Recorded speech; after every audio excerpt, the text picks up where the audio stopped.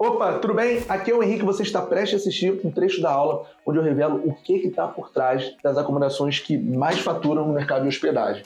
E quando eu falo das acomodações que mais faturam, eu trago um exemplo meu de um imóvel que eu administro, com valor de mercado de R$ 400 mil, a gente conseguiu em um ano nada menos do que R$ 99.336. Isso é equivalente a 25% de rentabilidade bruta. Se você quiser descobrir o que precisa fazer para conseguir um resultado desse, e se quiser conferir esse conteúdo na íntegra, é só clicar na janela ao final do vídeo. Boa aula! E quando a gente fala de o que está por trás das acomodações que mais faturam, a primeira coisa que a gente deveria entender é o seguinte: qual é o potencial da acomodação? Essa é uma das perguntas mais clássicas. Henrique, já estou administrando minha acomodação, mas eu não sei se ela tem potencial, não sei se as pessoas vão procurar, não sei se tem demanda. Ou, Henrique, eu quero começar, mas eu quero ter certeza que vai dar resultado, que vai dar bom. Então vamos lá, uma coisa de cada vez. Primeira coisa que a gente tem que fazer, se preocupar, é entender se tem potencial. O que é potencial? A gente está falando do mercado de hospedagem. Potencial é o quê? Ter pessoas procurando, né, para se hospedar ali. E aí, eu trouxe 3 pontos que isso daqui ajuda muito a gente entender o tamanho desse potencial, tá? A primeira coisa que é interessante, e eu gosto de chamar de termômetro, é você entender o seguinte: na região que você administra, né, ou que você quer administrar, tem hotéis, tem pousadas, ou até mesmo, por que não, imóveis por temporada? Porque se já tem hotéis, se tem pousadas, é um forte sinal, um forte indício que tem demanda ali. Normalmente, a rede hoteleira faz alguns estudos antes de fazer esse investimento, dependendo do hotel. Se tem pousada também, é um forte sinal, sintoma, é um termômetro que ali tem movimentação nessa região. Então, se na região que você administra ou quer administrar uma acomodação tem hotéis e pousadas, costuma ser um bom sinal, um bom sintoma que tem demanda, tá? É claro que isso daqui não é certeza, mas é um bom sinal, tá beleza? E às vezes você está numa cidade grande, eu quero saber se nesse bairro pode ter potencial. Dá uma olhada, se tem hotel, tem pousada, e como eu te falei, até imóvel de temporada, porque isso costuma ser um sinal. Se tem alguém ali administrando, as chances são que tem demanda, porque senão não valeria a pena, não compensaria, não justificaria o negócio.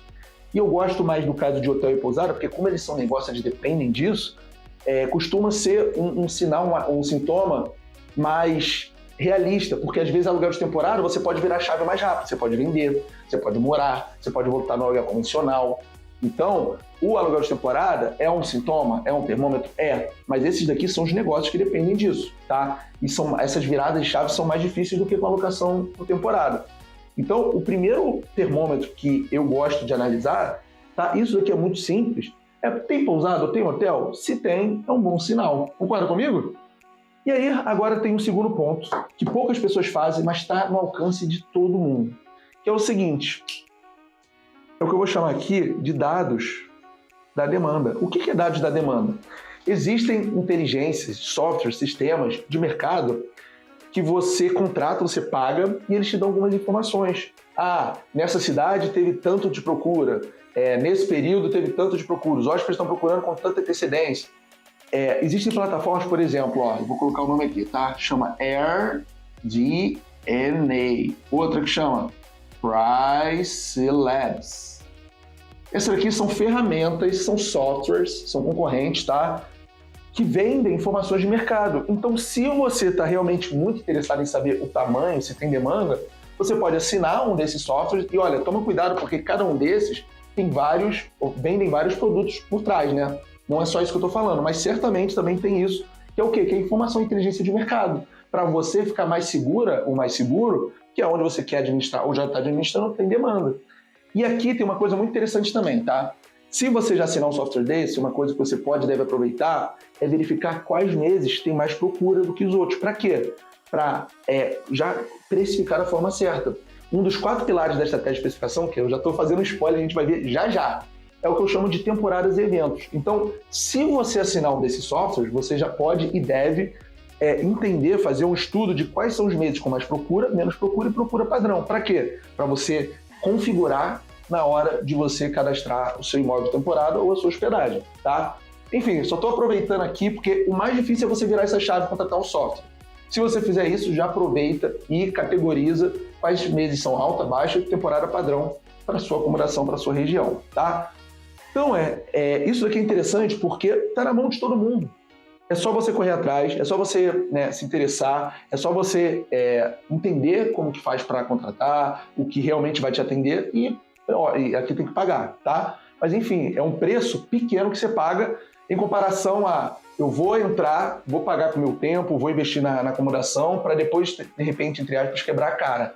Aqui você tem condição de fazer um estudo, né, de você ir embasado antes de tomar uma decisão mais estratégica, que é o quê? Investir na acomodação, parar seu tempo ali, fazer as coisas acontecerem, tá certo? O que mais a gente tem? Ó? Por fim, tem uma coisa muito interessante e é pouco falado.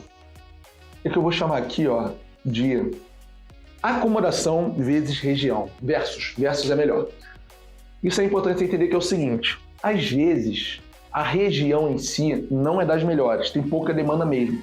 Mas se a acomodação tiver um diferencial, mesmo que a região não tenha uma boa visibilidade, uma boa procura, o fato da acomodação ser chamativa pode virar o jogo.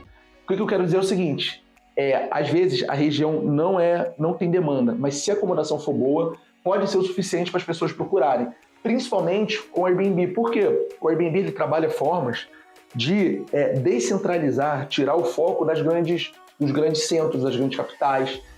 Então, se você tem uma acomodação fora da curva, né, inclusive o Airbnb tem várias categorias que ele classifica lá, as acomodações, você tem chance de ser descoberto mesmo que a sua região não seja badalada, tá? Porque o Airbnb tenta tirar o foco do lugar e tenta colocar o foco na experiência, na acomodação. Então é o seguinte, isso é uma notícia boa, por quê? Antes da pandemia, por exemplo, era muito focado as procuras, né, a demanda em grandes capitais, em centros, nas metrópoles, como por exemplo Rio de Janeiro, São Paulo, Foz do Iguaçu, as regiões do Nordeste.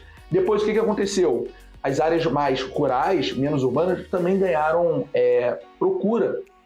Foi descentralizada essas procuras dos grandes centros. Isso é uma notícia boa, por quê? É a democratização do negócio das locações por temporada. Porque antes estava muito concentrado, agora está menos concentrado e mais distribuído. Então, quem tem acomodação fora dos grandes centros, dos centros urbanos, é uma boa notícia, uma vantagem, tá? E aqui é interessante, porque às vezes você fala, pô, minha região não tem... Henrique, na minha região não tem hotel, não tem pousada. Os dados, né, que eu contratei são desanimadores. Mas se a sua acomodação for fora da curva, ou tiver algum diferencial, a própria plataforma Airbnb consegue trabalhar formas de as pessoas te descobrirem, menos levando em consideração a região e mais a acomodação. Isso é interessante, até porque, por exemplo, quando a acomodação é, por exemplo, uma casa, um chalé, um sítio, uma chácara, o protagonista é a acomodação. Eu vou tentar te explicar de outra forma. Eu moro no Rio de Janeiro e administro apartamentos no Rio de Janeiro. Além disso, eu administro uma casa em Angra dos Reis.